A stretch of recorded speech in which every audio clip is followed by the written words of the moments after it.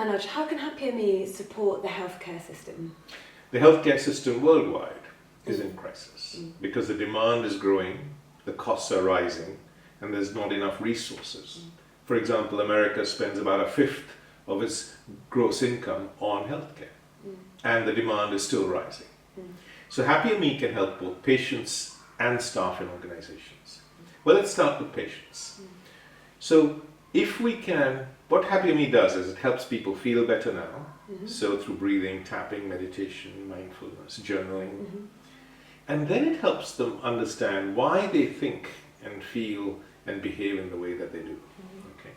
And that understanding awakens our own emotional or inner intelligence. And with that, we can then self-regulate our own habits, for example, around drink, food. We don't do emotional overeating or drugs and so on. We can exercise more, sleep better.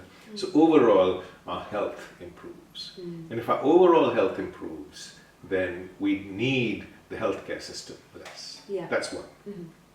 The second is, life is challenging. The storms of life are going to affect us all.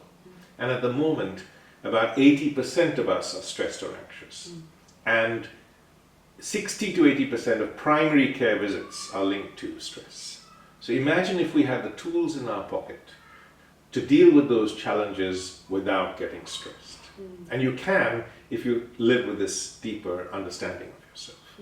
So then our demand for or need for healthcare services would reduce. And as we know, resilient. Yes, we're more resilient on the inside. And as we know, stress also contributes to many physical illnesses. So all that would also reduce. The third area where it can help patients is that medicine treats the organic problem or the disease. Say you've got breast cancer. But it's not so good at treating the emotional impact that has on the patient and their families. See, because HappierMe has a section for teenagers and adults, it supports the whole family. So it can support the entire family to deal with the emotional impact of illness. And I was a surgeon for 30 years, so I know that that's a problem that isn't addressed at the moment.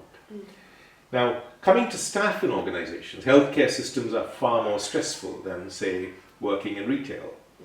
And that's why burnout among staff is between 60 and 80%. And that burnout is because of chronic stress. So by helping staff manage their stress better and avoid it altogether through this deeper understanding of themselves, we can reduce burnout, help them be more resilient, and so on. Healthcare is also about making the right decision.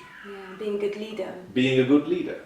And the more you understand your own emotions and the influences that shape your decision making, like your anxiety and your conditioning, or whatever it might be, your self-interest, then you can make better decisions. And if you can make better decisions, of course, patient care is going to be better.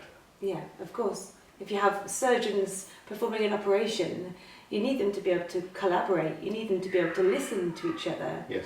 Otherwise, mistakes will be made, and these will be costly mistakes. Yes. So much of litigation in healthcare is because people are not listening or they make bad decisions. And this can help with that. Right? And lastly, I'd say that having worked in healthcare systems around the world, interpersonal relationships and conflict is very common. And what HappierMe does is helps people have more fulfilling relationships. Because the more I understand myself, the easier it is for me to understand you. And that contributes to happier relationships all around. Brilliant. Thank you. Thank you.